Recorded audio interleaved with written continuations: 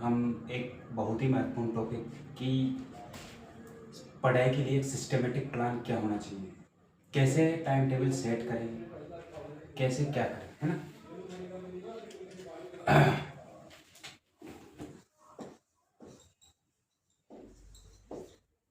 Systematic plan, ठीक है। सबसे पहले मैं बात करूं तो आप है ना अपने आप को मॉनिटर कीजिए। अपने आप के लिए सोचिए कि आप किस पोजीशन में हैं, आप कितना टाइम पढ़ाई को दे पा रहे हैं, कितना टाइम आप फालतू चीज़ों में वेस्ट कर रहे हैं, कितना टाइम आप किस चीज़ में दे पा रहे हैं। तो जैसे जैसे ये चीज़ें आप अपने आप मॉनिटर करोगे ना, तो जैसे जैसे ये चीज़ें कम होने लगेगी ना, तो वैसे वैसे आपकी चीज़ों के सिलेक्शन के चांस क्या बढ़ने लगते हैं। क्योंकि एक अपनी गंदी आदत है ना, वो अपन को लेकर डूबे हो सकती है। और अपनी जो ये फालतू काम होता है ना, बहुत इंटरेस्टेड होते हैं, है ना। अब आप लोग क्या करते हैं, घर वालों ने इतनी ताकत से इतना विश्वास करके आप लोगों को भेजा है, और आप जो है जो उन चीज़ों को व्हाट्सएप पे या फालतू ग्रुपों के अंदर बैठ के चैटें कर रहे हैं और ज्ञान दे रहे हैं कि भैया इसकी कट ऑफ इतनी जाएगी, इसकी कट ऑफ इतनी जाएगी। कुछ नहीं है, ये देखो ये सीआरई आ गया है ना, और सीआरई लिख लेगा, उसके बाद नोट सेट आ गया, और क्या होगा, इसमें फेल हुए और इसमें भी फेल हो जाएंगे, और फिर सोचेंगे अगले नोट सेट में लिखेंगे। तो ये मत सोचो, क्योंकि सफलता जितनी लेट होगी ना, उतने अपन को दुख देगी। जितनी जल्दी पास सफलता आएगी, उतनी आपको खुशी होगी। मैंने भी 1.5-2 साल निकाले बिना नौकरी के, तो मुझे पता था कि बेरोजगारी का दर्द कैसे होता है।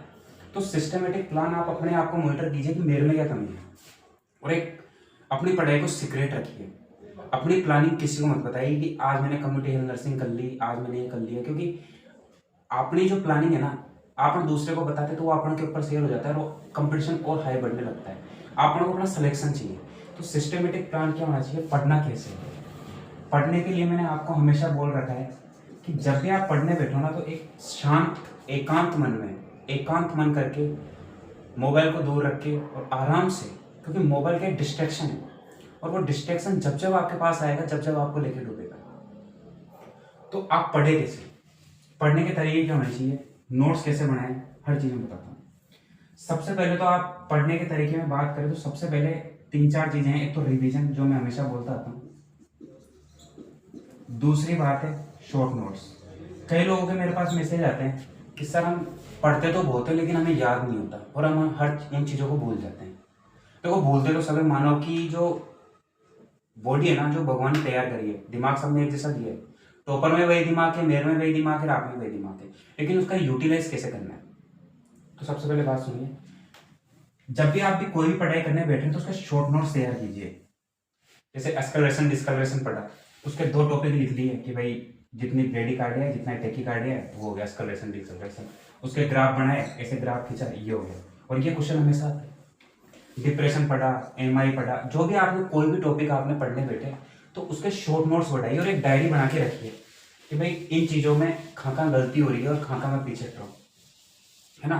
तो वो चीज़ें जैसे जैसे धीरे कम होती रहेगी ना, वैसे वैसे आपके चांस बढ़ते जाएंगे।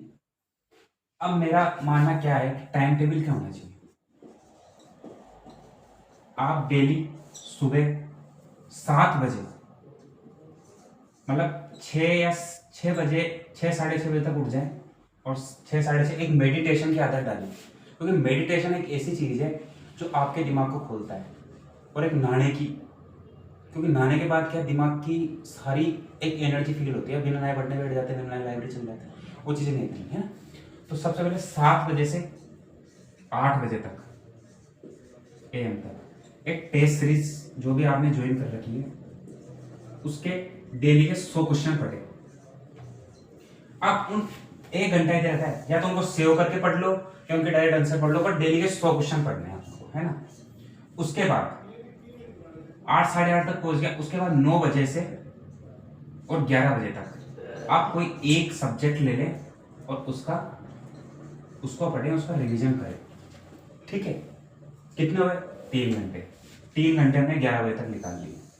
उसके बाद 11 बजे से 12 बजे तक आप खाने पीने के अंदर, नहाने धोने के अंदर जो भी आप निकालते हैं, या तो वैसे सुबह ही ना लो, अगर नहीं नहा पा रहे ठंडे, तो आप वो निकाल के 12 बजे।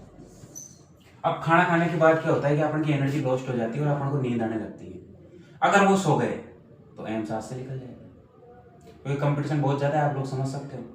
जूनियर आ रहे हैं, सीनियर भरे हैं, है ना। और हम जैसे लोग जो भी हैं, देखो मैं तो देखो एग्जाम देता नहीं हूँ, है ना। कई लोग हैं जिनको जोधपुर जाना है, कई लोग हैं जिनको रेवाड़ी जाना है, कई लोग हैं जिनको कहाँ जाना है, तो कंपटीशन तो हाई है, क्योंकि उन चीज़ों को पहले पता है, टीचर तक आते एग्जाम देते हैं, समझ रहे उन चीज़ों को, तो कंपटीशन तो बढ़ता ही है। फिर उसके बाद 12 से 3 का एक स्लॉट बनाए, उसके अंदर फिर आप थ्योरी पढ़े, ठीक है, थ्योरी। फिर अगर आपको थोड़ा आराम करना है तो आप 3 बजे से और 4 बजे तक आराम कर सकते हैं। 1 घंटे की नींद होनी चाहिए। अगर 1 घंटे के ऊपर लिख ली तो फिर आपको 4 बजे उठ के 4 से 6 आपको क्वेश्चन करने टर्निंग पॉइंट के, ठीक है। उसके बाद 6 बजे के बाद आप थोड़ा घूमे फिरे, 7 बज जाती है, उसके बाद 8 बजे तक आप खाना खाएं, और फिर 8 बजे बाद क्या करें, 8 बजे बाद क्या करें, उसके बाद थोड़ी देर आप सोचेंगे आज मैंने पूरे दिन भर में क्या किया। ऐसे करके फिर 9 बजे से आप फिर पढ़ने बैठे, 9 से 11 पढ़े और सो जाओ, है ना। फिर 11 बजे के बाद आप एक अलार्म भरे 11 बजे कि भाई मेरे को सुबह कितने बजे उठना। फिर आप एक अलार्म भरे और उसमें टाइम डाले 3 AM का। 3 बजे उठ के जो आपने दिन में पढ़ा था उसका रिवीजन मारे, कोई का माय का लाल आपका सिलेक्शन नहीं हो सकता अगर आपने ऐसे पढ़ाई। और मैंने यह पढ़ाई ना सिर्फ 1.5 महीने करी थी, 1.5 या 2 महीने, और मेरी रैंक आई आपको पता है 19वीं ऑल इंडिया रैंक AWS से, ठीक है। ये रैंक उसी वजह से आई, ये टाइम टेबल मैंने फॉलो किया था, सुबह 3 बजे उठता था और जो दिन भर की चीजें पढ़ी उनका रिवीजन करता था। सॉन्डर्स पढ़नी है, मिशन परिचारिका पढ़नी है, टर्निंग पढ़नी है, 3 बुक पढ़नी है, 3 बुक के अलावा कोई चौथी बुक नहीं लेनी, मोस्टली नहीं पढ़नी है, लिपिन कोड नहीं पढ़नी है ना। आप मन के अंदर सोचें, और ये बताइए ये कब पढ़ पाओगे, ये आप पढ़ नहीं पाओगे, ये जब पढ़ पाओगे मन के अंदर एक आग होगी, और आग कब होगी, जब आपको नौकरी की जरूरत होगी, है ना। क्योंकि कंपटीशन दिन पे दिन बढ़ता जा रहा है।